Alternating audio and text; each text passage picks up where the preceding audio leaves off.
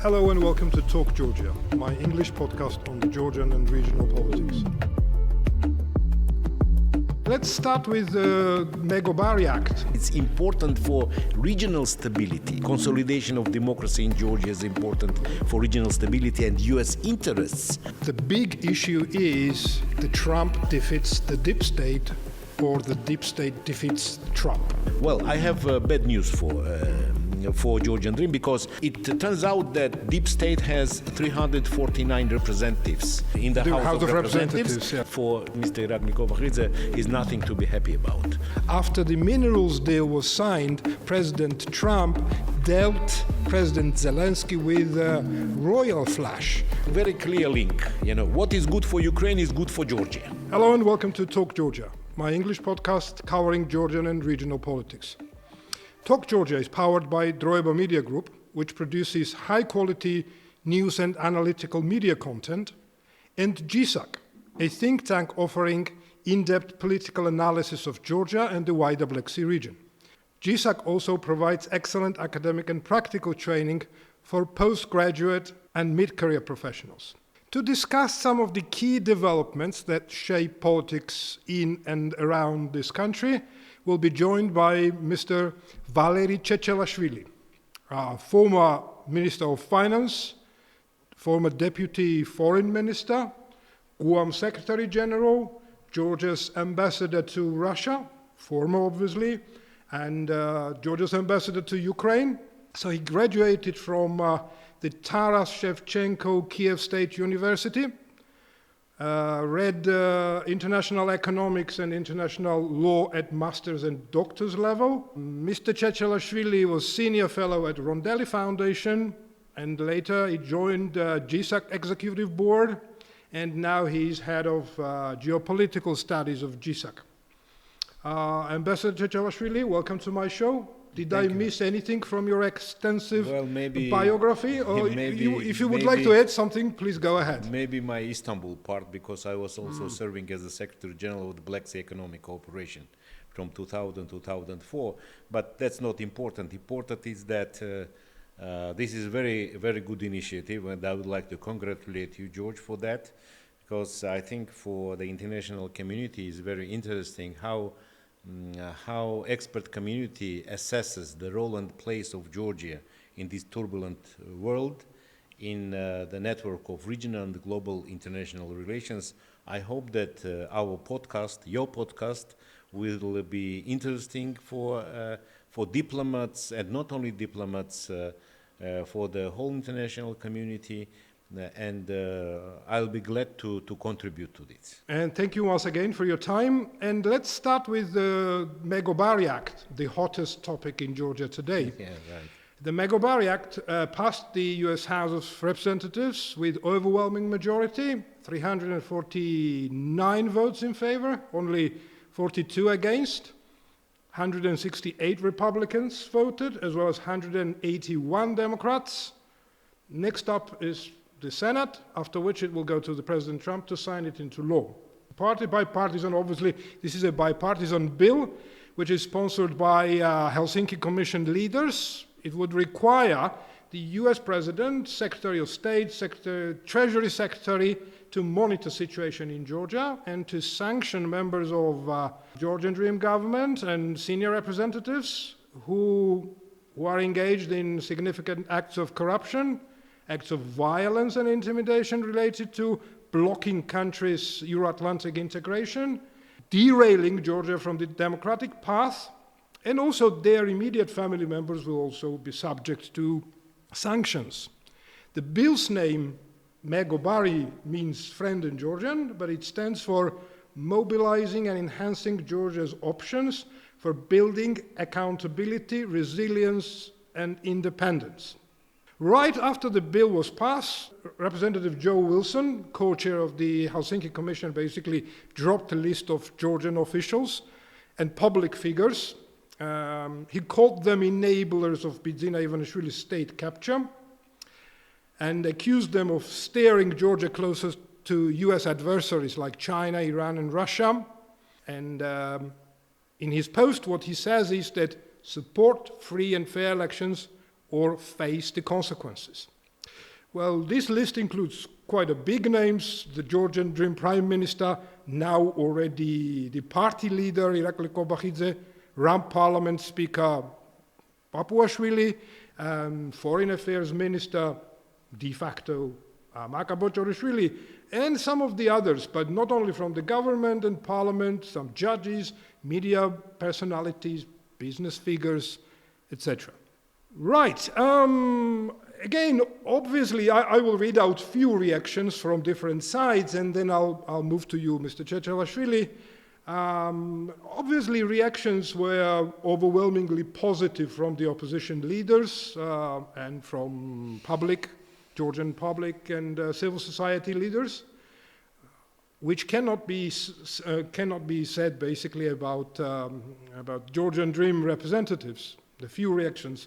Levan Machavariani, Deputy Speaker of the GD Parliament, I'm quoting him: "We refer to this act as a hostile act because there is nothing friendly in it.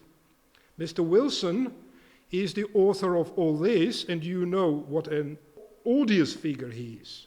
A lobbyist who was revealed to be selling tickets during the inauguration.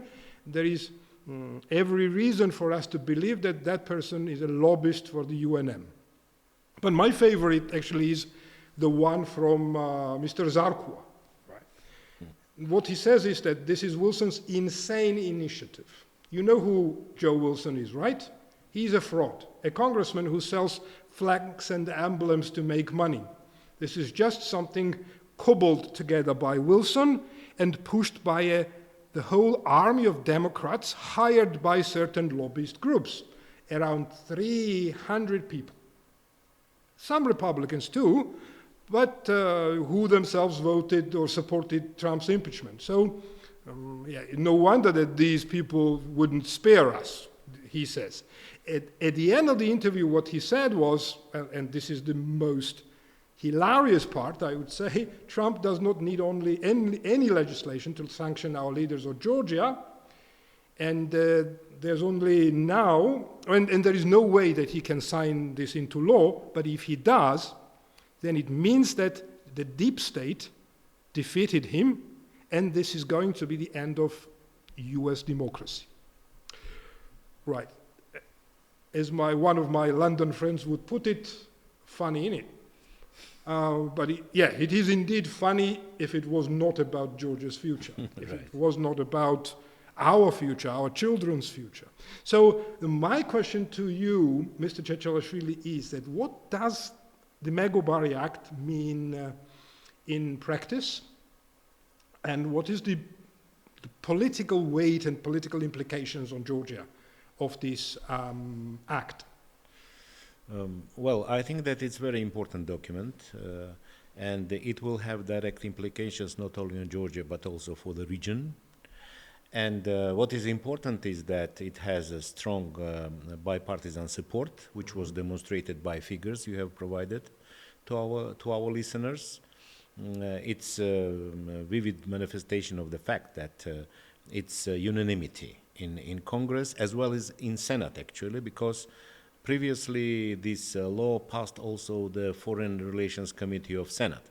Absolutely. So it's clear that it will have no problems whatsoever when going to Senate, and I'll come to that a little bit later, but I would like to say that it's a very well-structured document, which is addressing the problems Georgia is facing at the moment in a very systematic, well-structured manner.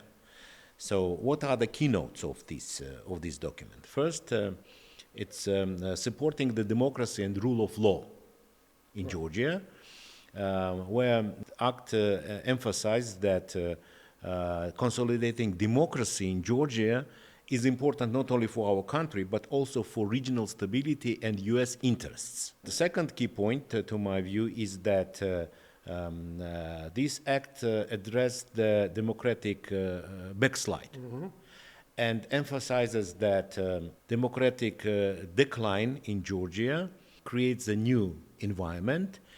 And in this new environment, it's necessary to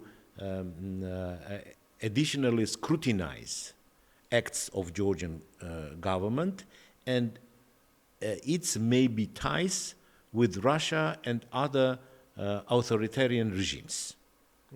The third keynote is that sanctions, which you have rightly mentioned, which says that those people who undermine democracy in Georgia, they have to be identified, and sanctions should be imposed on those people, including sanctions and travel bans.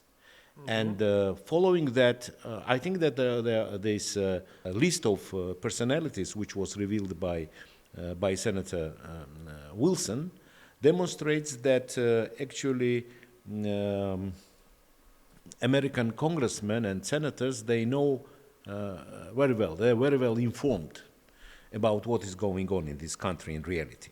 But these are negative parts of act. There is also very positive part, which is saying the development of bilateral cooperation with Georgia and so on, which emphasize that if democratic development and progress is registered in Georgia, then U.S. government will offer us additional cooperation initiatives, mainly in 4 domains.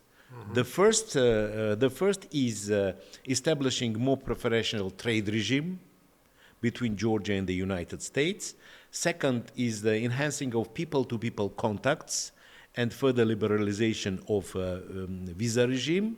The third is proposing new economic and reconstruction package for Georgia.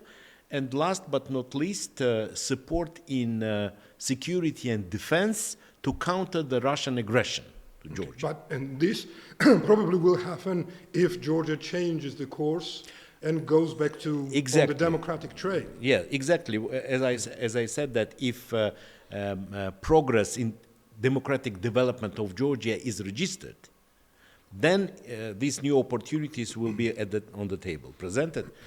Now, about timing, I think that this is a demonstration of a clear fact that, of course, we know that we are not at the top priority foreign policy priorities of the United States, obviously, because at the moment United States are fighting with the different challenges all over the world. Ukraine, Middle East, now this possible conflict between India and Pakistan and a lot of others.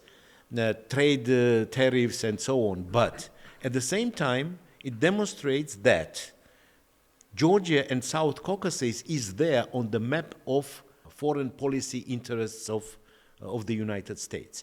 And these sentence which I quoted from this MEGOBARI Act, that it's important for regional stability. The consolidation of democracy in Georgia is important for regional stability and U.S. interests.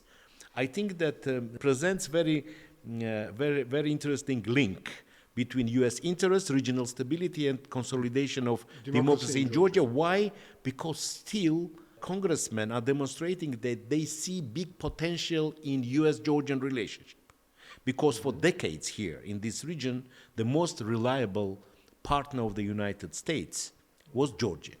And it's no by chance that Georgia was the strategic partner of the United States, the only country in the region. Only country in the region was. Now they have signed strategic partnership also with Armenia. Okay, well, yes. They signed, and actually I've gone through very carefully through this new document, and actually it's almost 95% repetition of the document which was signed January 2009.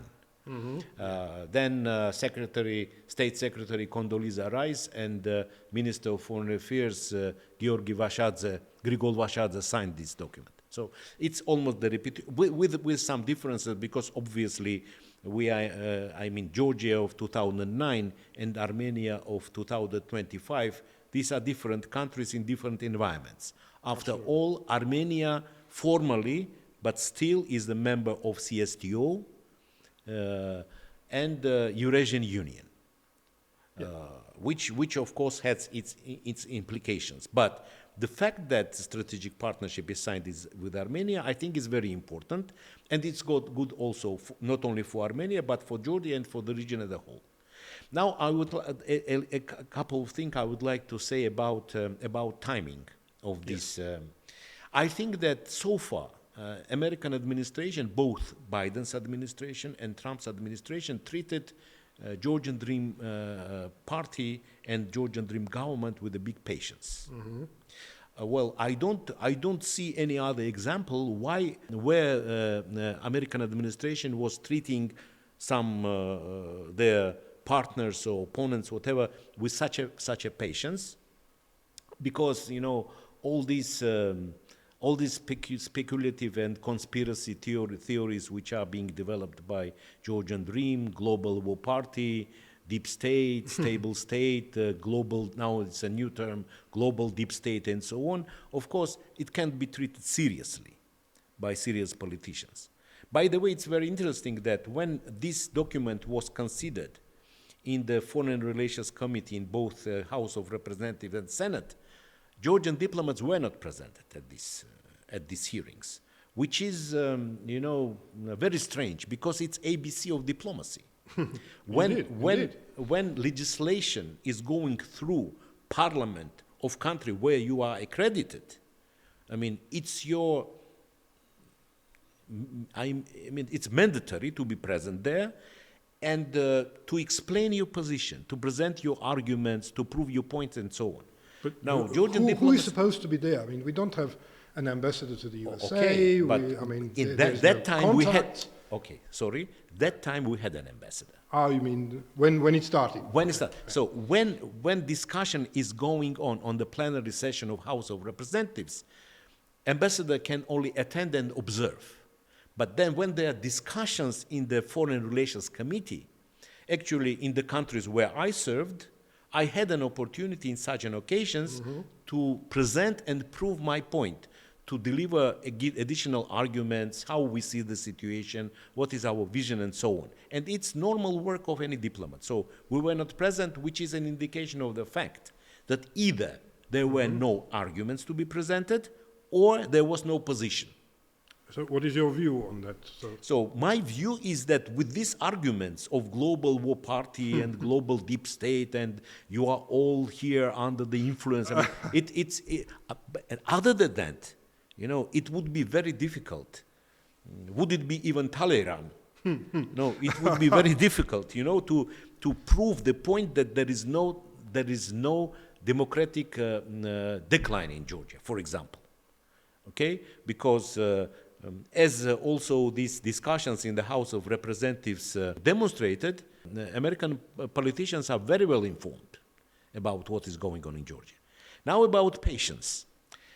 I think that with this, it's a clear signal to Georgian Dream, and at the same time, there's still an opportunity for Georgian Dream to reconfigure their internal and foreign policy. Because they have maybe 2, 3, 4 weeks till this MEGOBARI Act will go to Senate, and there is no doubt that it will be approved there, because first of all, we had almost unanimous support in the Foreign Relations Committee, and the second indication that it will go through very smoothly is the fact, maybe it's a different story, but it's the fact that Lindsey Graham had already collected 80 senators from 100 in support of sanctions, additional sanctions policy against Russia. It's not exactly the same, but I think that this group of senators are like-minded vis-a-vis this problem with Georgia. So now there is a challenge in front of Georgian Dream. Either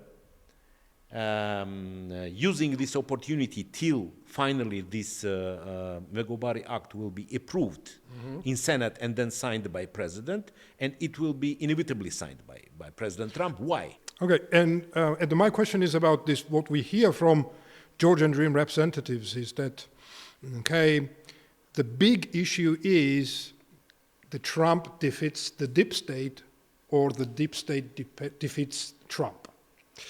And what they say is that the clear sign will be if the President Trump signs MEGOBARI Act into law. If he does, it means that deep state defeated him. But, well, they hope that President Trump wouldn't sign it into law. So, I mean, well, I understand now they are in trouble because their propaganda line is seriously attacked, that they settled relations with the Trump administration, etc., which is, with MEGOBARI Act, passing MEGOBARI Act shows that it's not working that way. But what gives them reason to think that Trump is not going to sign it? Because I haven't seen a very, very long time that the President of the United States blocked the legislation which had bipartisan support. I even don't remember such case for the last 5 years or so. So no, I don't remember either, because it would be a very dramatic step from any president, particularly when it's so clearly, I mean, seen this bipartisan support. Then, would President Trump not be ready to sign this? I think that he would very easily convince his Republican majority in both chambers, absolutely, just to wait and not to present it to the plenary session, okay? To have it like in a sort of Damocles sword. Or shelve it, you know. Or There are a lot of legislation shelved there. Yeah, that's shelved. there, yeah. Okay, but it means that something, the decision was made, for me at least it's clear that decision to promote MEGOBARI Act in the House of Representatives was made in Trump administration. And he is waiting for that. But it's clear signal to Georgian Dream that now the time is to take it very seriously. Because if they will not restructure their internal and foreign policy with all the respective consequences, then it will go through Senate, then President Trump will sign it, and then it will be too late to do anything. Now, you are rightly asking that why then they are keeping the same language, saying that deep state. Well, I have bad news for Georgian Dream, because it turns out that deep state has 349 representatives in the House in the House of Representatives, yes, and more than 80 out of 100 in the Senate. I think that, but those people, those representatives of Georgian Dream who are speaking this common language of Georgian Dream, that deep state and so on, I think that their view are not predominant in the Georgian Dream, because we already see some signs. And some representatives are already saying that, well, it creates a lot of problems, we have to do something with that, and so on. And I think that it's an indication of very hard disputes which are going on internally in the Georgian Dream. Because so far, what was the message from the top of Georgian Dream? That, don't worry, everything is fine, we will cut deal, we are working with Trump administration, we are doing this, that. And as a sign of it, Georgian Dream was presenting the visit of first Prime Minister Levan Davitashvili as a very successful and almost breakthrough, which definitely was not the case. So what I'm trying to say, now Georgian Dream has 3-4 weeks to carefully think about its future policy, because if President Trump will sign MEGOBARI Act, then it will be too late for them.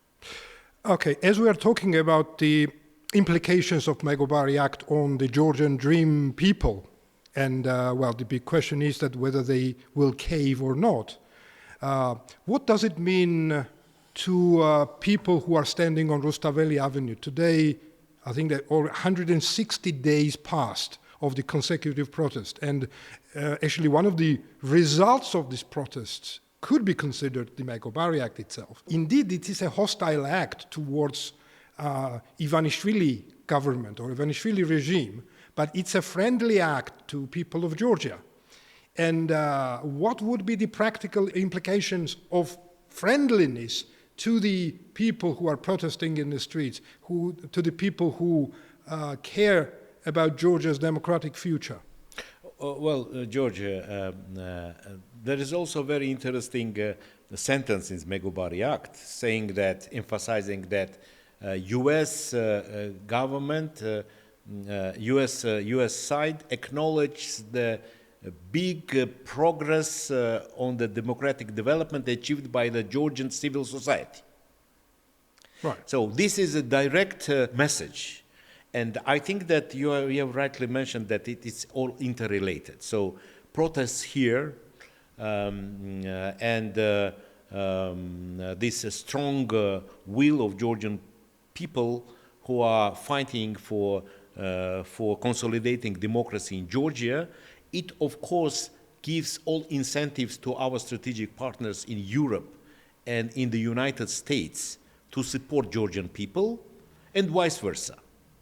The MEGOBARI Act, the respective resolution of European Parliament, of Council of Europe, it also very clearly indicates that Georgian civil society is not alone, that this is well seen, and it has a strong influence on the policy makers of our strategic in the countries of our strategic partnership. So this is interrelated, and now I think that this adoption of MEGOBARI Act in the House of Representatives will give more impetus and more courage and more strength to the civil movement here in Georgia, who is trying to consolidate the Georgian democracy.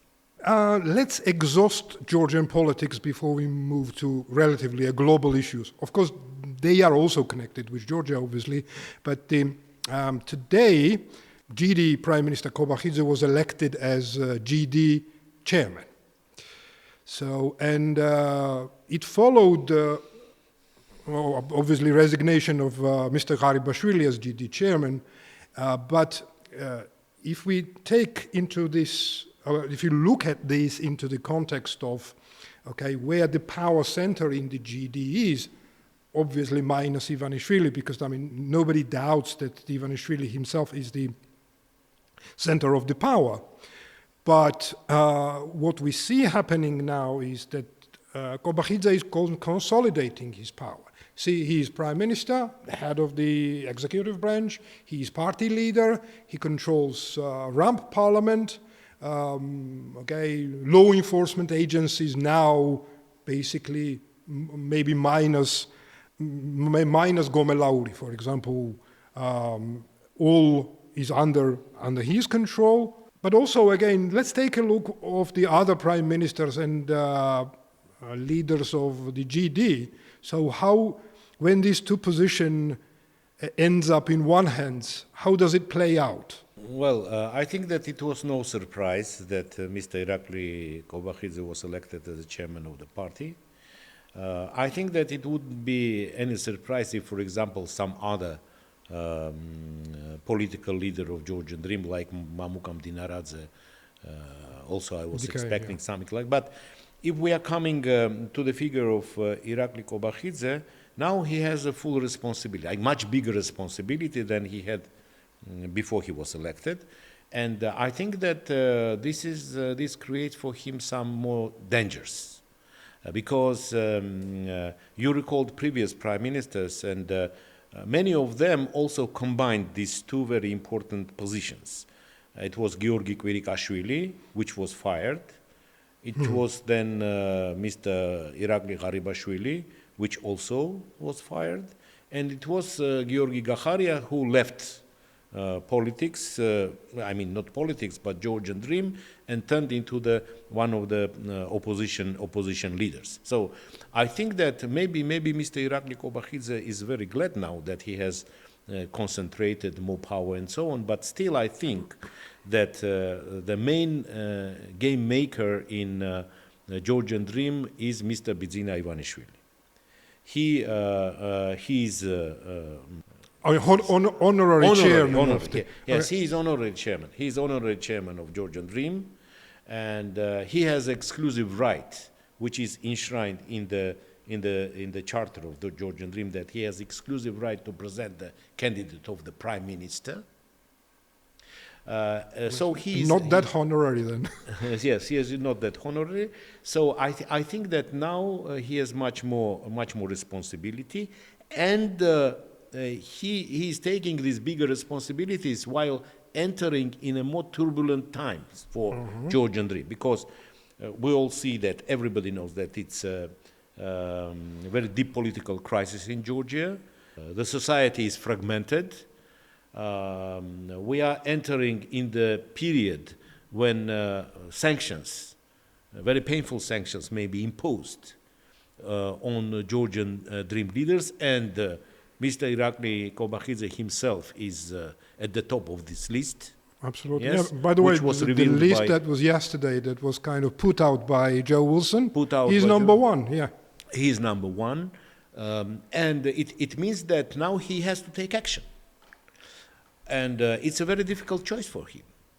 Whether he will go traditional Georgian dream way, and then he will face, very, very dramatic sanctions with all the respective consequences, or he will have to persuade his chief, Mr. Valeri, that it's not possible to continue in the same manner, and something has to be done, which will be again a very difficult challenge for him. So, I think that for Irakli Kobakhidze, Mr. Irakli Kobakhidze is nothing to be happy about with these latest developments. Okay, let's move to a more global politics. You've been ambassador to Ukraine, and I would give you plenty of room to comment the minerals deal, which is a very important development between US and Ukraine. What's in it in terms of economy for Ukraine? What's in it in terms of like business for the United States? And politically, is it a sign that finally there is an agreement between the US and Ukraine, and there is a finally bond between these two countries, that they are working on something together. They are in something 50-50. I need to quote Mr.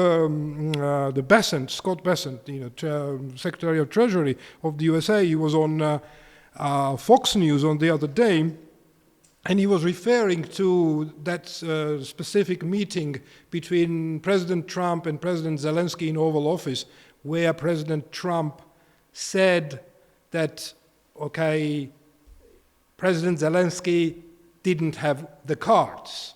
But Mr. Bessent basically said that, well, now it's no longer the case, because after the minerals deal was signed, President Trump dealt President Zelensky with a royal flush, which in poker means that unbeatable card. And now he can take it to the Russian leadership and show that there is no daylight between the United States and Ukraine. They are on the same page. So again, yeah, what is your view on this minerals deal, and what does it mean to Ukraine, and what does it mean to Georgia, for example? Because I mean, the Georgia, no matter how isolated it is now because of the Georgian dream, cannot be possibly isolated from what is happening in Ukraine and in the wider Black Sea region. Well, I think that this is a very important document. It's a sort of game changer, I think.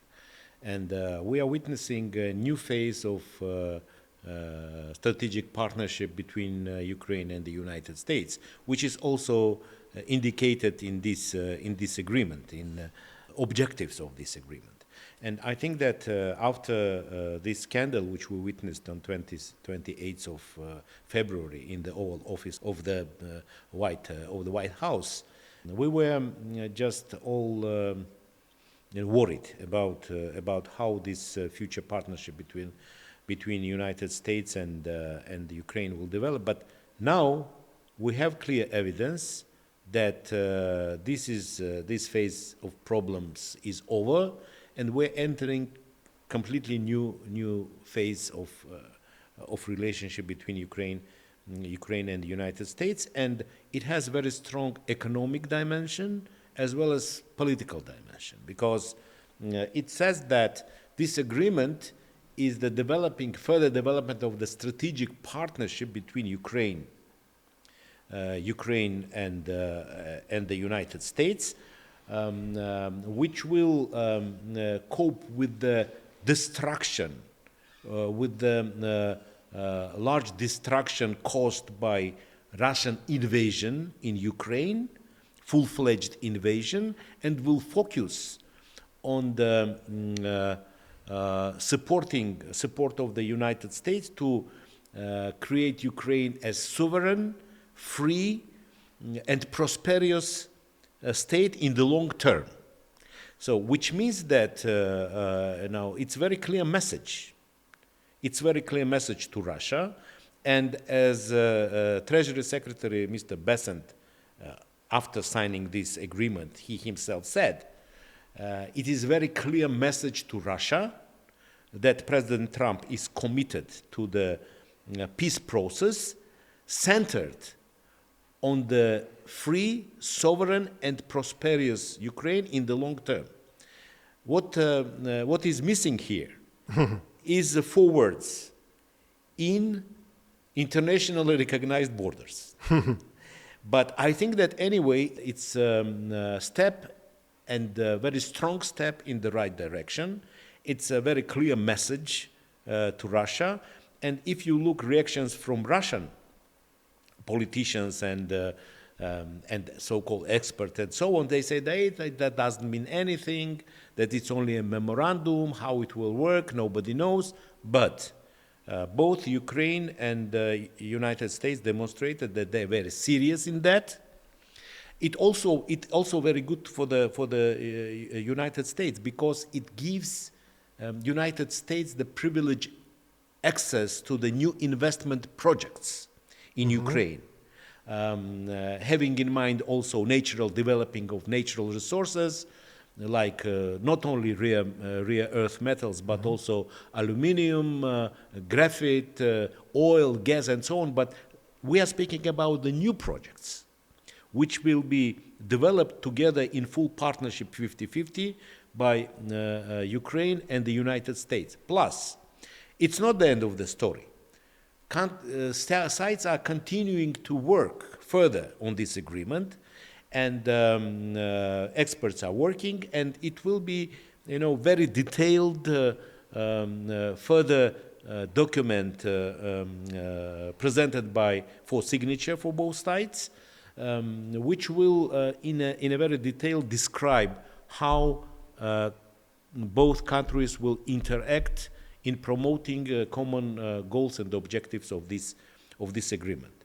Plus, tomorrow, I think that Verkhovna Rada will consider it in the plenary session, which is again the interesting procedure, because it will demonstrate who truly is in favor of Ukraine's independence, sovereignty, and development and prosperity in Verkhovna Rada. It will be a sort of, moment of truth for a lot of Ukrainian politicians, which will be very interesting to observe. But I think that overwhelming majority of Ukrainian parliamentarians will support this agreement. And Mr. President Trump himself is very supportive. He said that we will gain much more than $350 billion out of this agreement. It remains to be seen. But, as Ukraine really possesses a lot of natural resources, but Ukraine needs investments, and Ukraine is in war. Now, indeed. Now Ukraine is in war. United States committed the investing very aggressively in Ukraine, which means that it will be additional signal to the Russian Federation that, look, we are here are our political and economic interests, so be careful. So I think that it's a very good agreement, really game changer in this situation. But any links with Georgia, or any links with Georgia? The regional yes. politics. Very clear link.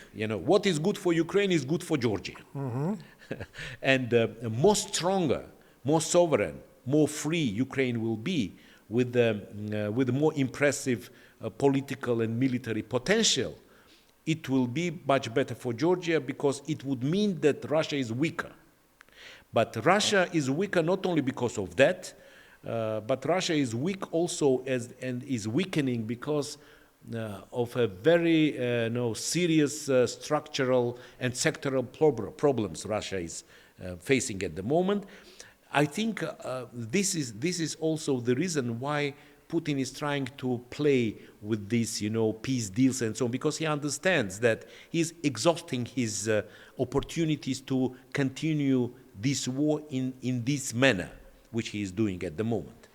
Well, it will take a lot of time to analyze the financial state of affairs in the Russian Federation, but believe me, Russian economists, George, which know much better than me and you what is going on in Russia, they are sending very alarming signals. And not only them, the governor of National Bank, Nabiullina, and the Minister of Finance of Siluanov, they are also very concerned about the situation.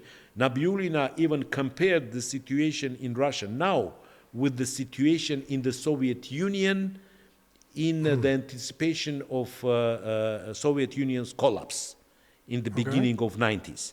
So I think that all this together, all these components brings us to the conclusion that it is also the weaker Russia will be. It's bad for Russia, but good for Georgia, for Armenia, for Azerbaijan, for the South Caucasus, and for U.S. interests in this region. Yeah, absolutely agree. And coming back on the minerals deal, I also read out from there that obviously there's a 50-50 contribution that Ukraine basically is contributing their natural resources. US is considering investments, and plus military assistance could also count as an investment or as a contribution. That also makes it easier for the US administration basically to explain to their voters that, well, military assistance to Ukraine is not a charity, but business. So it's a contribution in a big fund, 50-50 thing that will reconstruct Ukraine. But the most importantly is that this deal is important for Mr. Trump, for national politics as well, to justify the further engagement in Ukraine, even if there is no peace deal. And I will prove your point with Lindsey Graham and his activities, because in parallel, Senator Lindsey Graham managed to mobilize these 80 senators out of 100, number one. Number two, now when the United States are speaking about leaving the negotiation table and so on, there are two different things. If United States are leaving negotiations, cutting support, military support to Ukraine, or they are leaving the negotiations, accelerating military support to Ukraine. Now what we hear from the US administration is that they will continue military support, which was previously adopted, plus there are already two new deals on $50 million and $310 million. These are completely new. The second one is on the air fighters F-16, training and providing spare parts and so on, which is very important.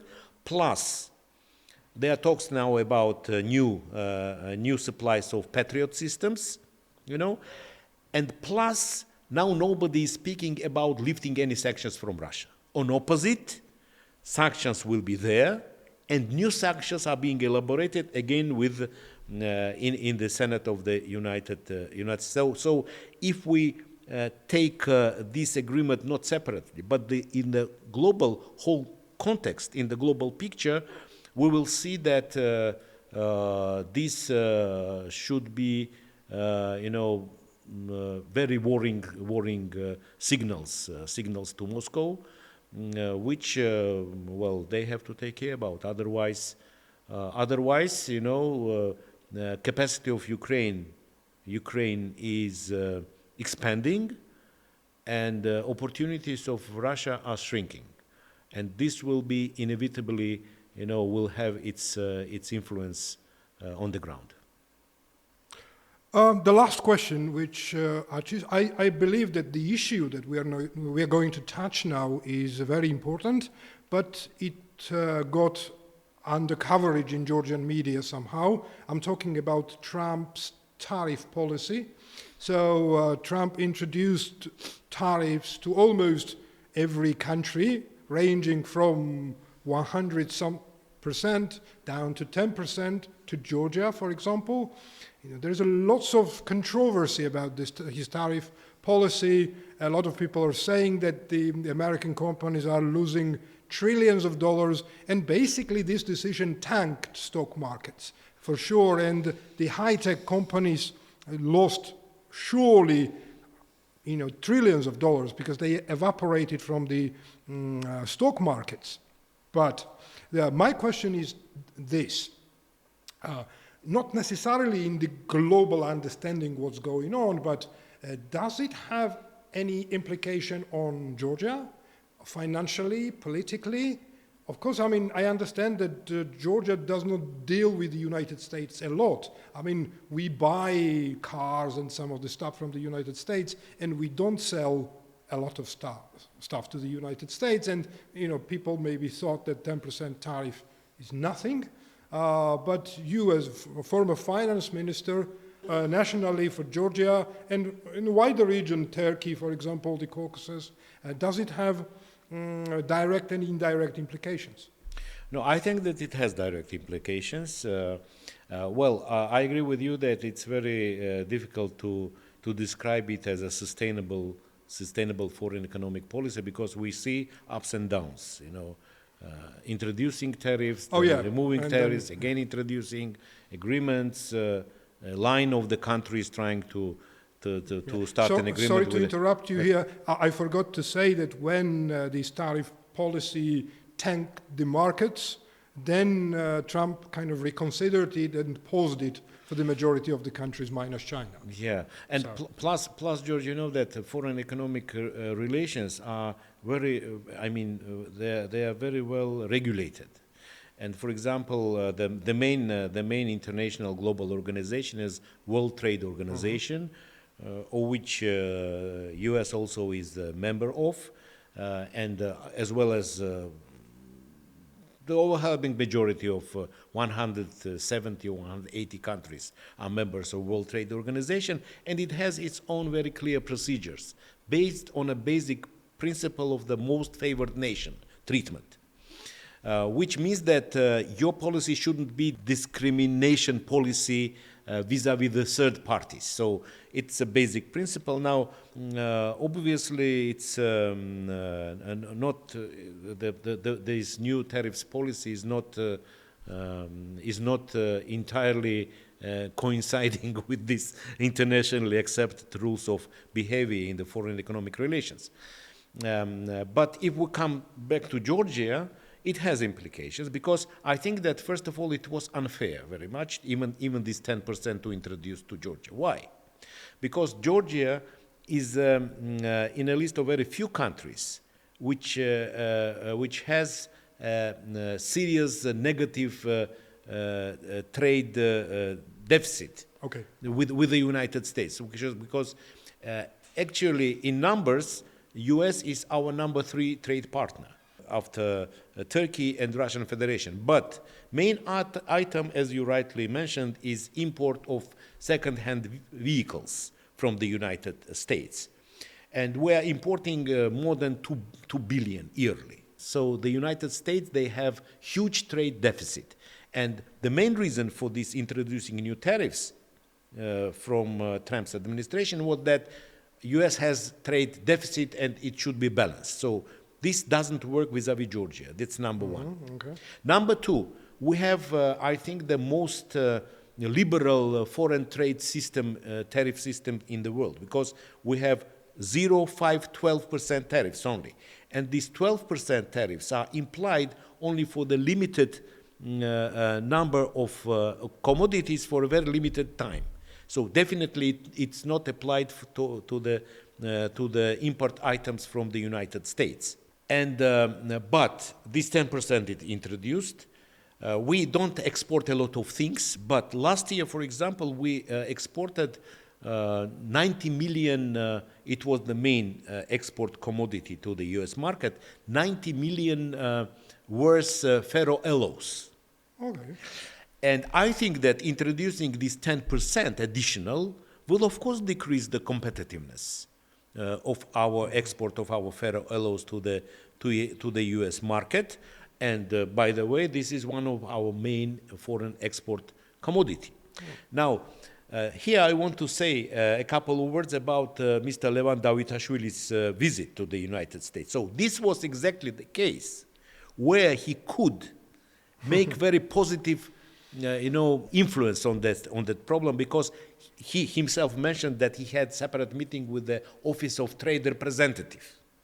So I think that with these clear and very understandable arguments, he could work with his counterparts in the United States to lift this 10% tariffs from Georgian ferroalloys and in general our exports, which he did not.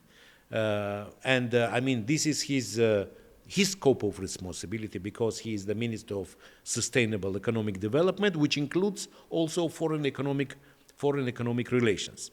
Now, it's very good to speak about that we have a global breakthrough, we met, it's someone, this and that, but here was the very concrete thing he could do for our exporters, which unfortunately he didn't pay the attention, or I don't know what were reasons, but nothing happened. Yeah, sadly he was busy with something else, settling the relationship with settling the level of his meetings.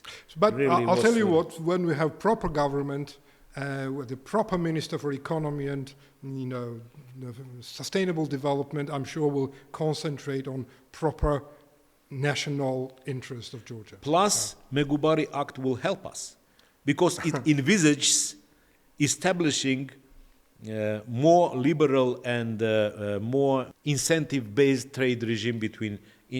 It's one of these four main avenues of cooperation with Georgia, which is enshrined in MEGOBARI Act as our new opportunity. Thank you, Mr. Chechelashvili, for being here, for your time. Thanks for watching us and listening to us. Thank you.